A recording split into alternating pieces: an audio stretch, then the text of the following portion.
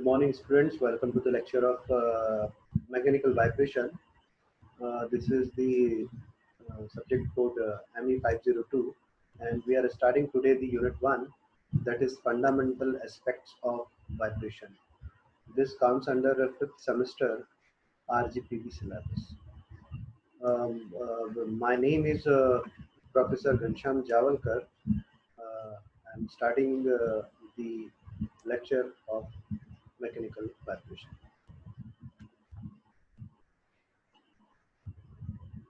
So first of all, we have to discuss what is the vibration.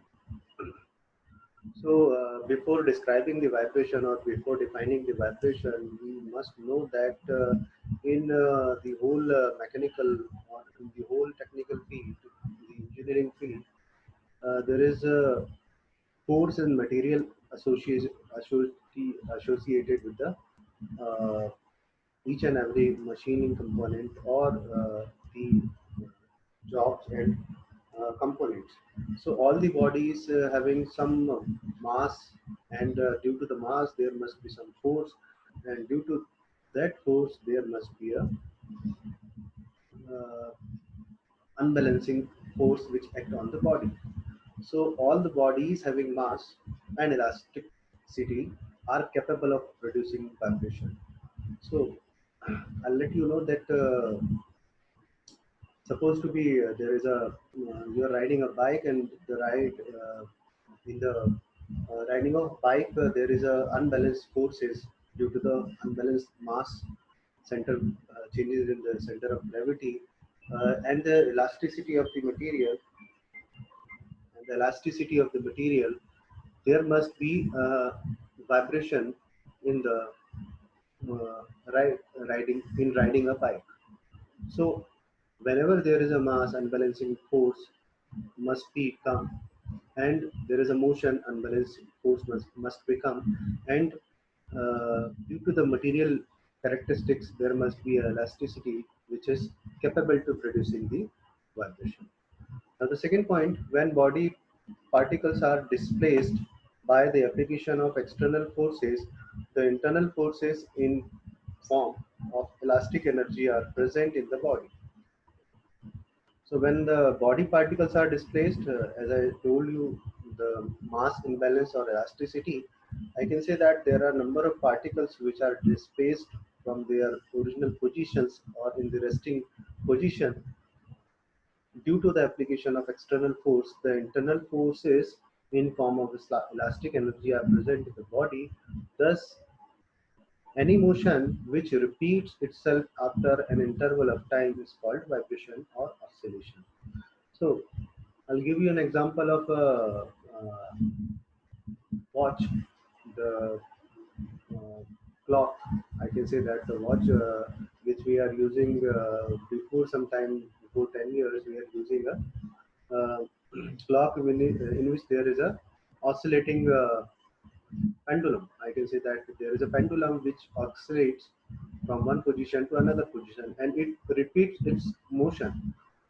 And this motion is generated with the help of springs or diaphragms. Now, if there is a motion, that motion indirectly transferred or directly transferred to the gears, and that gears are associated or connected with the needles, and the needles shows us the timing. So this is one of the example of the vibration, that vibration is transfers the energy, and this energy is created due to the oscillation, and this oscillation is called vibration.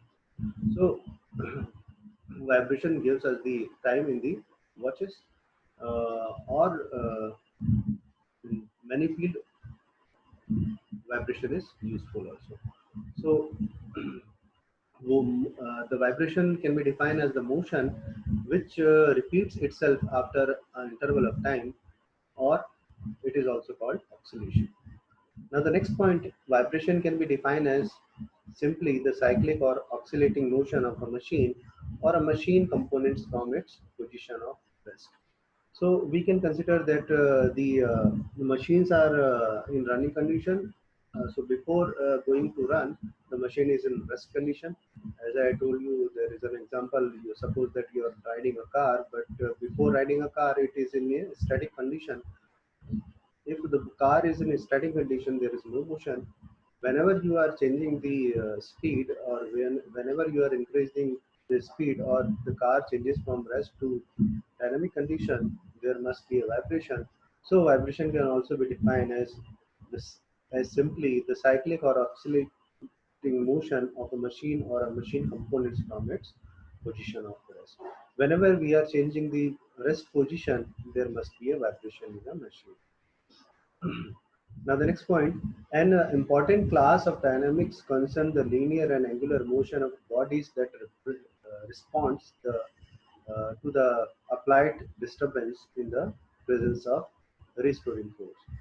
So in the dynamics, we have already studied that whenever there is a dynamic motion, the body tends to uh, restore its forces.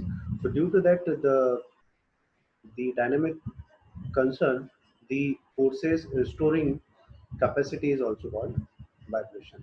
Due to the restoring forces in the machine, in the dynamics, there is a vibration comes in picture. Now, some of the examples of vibrations are uh, response of building structure to an earthquake. So, if we can consider an example of earthquake can be can be considered with the help of unbalancing or vibration of a building structure, unbalancing axle rotation. So, so in the case of unbalancing axle rotation, there is a vibration. Flow include vibration of a car, as I told you. Flow induced vibration of a car body, and the rattling of tree levels, etc. So these are some of the examples of vibration. Now, how many types of vibrations are there in the machines or are classified? So, vibration sources are characterized by their time and frequency domain properties. So, categorize if we are categorizing the vibration, so there are two types of vibration: periodic and random disturbance. So these are the two causes, or I can say that these are the two factors by which vibration can be generated. So in periodic, originated from the HVAC, DG fans, etc. This is related to the electrical field when there is a high volt AC current or DG fans, etc. produces vibration. Simplest form of periodic disturbance is harmonic. So in periodic, there is a harmonic vibration generated.